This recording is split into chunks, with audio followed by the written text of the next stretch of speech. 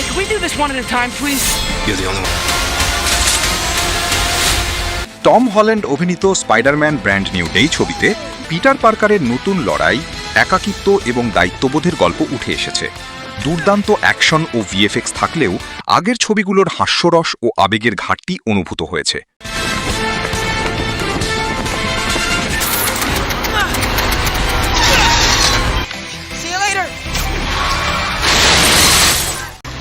Marvel cinematic ইউনিভার্সে Tom হল্যান্ডের Spiderman হিসেবে এটি সপ্তম ছবি এবং একক নায়ক হিসেবে চতুর্থ।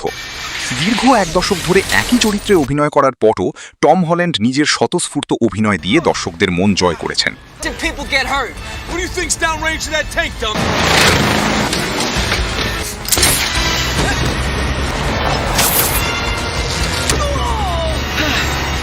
তবে স্পাইডারম্যান ব্র্যান্ড নিউ ডে শুধুমাত্র নতুন একটি সুপারহিরো অভিযান নয়, বরং পিটার পার্কারের একাকিত্ব, দায়িত্ববোধ এবং মানসিক লড়াইয়ের গল্পও তুলে ধরেছে।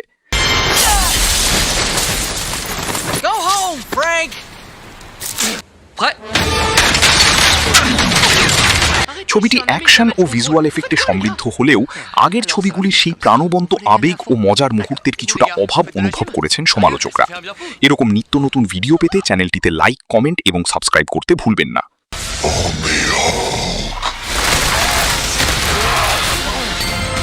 Hey, can we do this one at a time, please? You're the only one.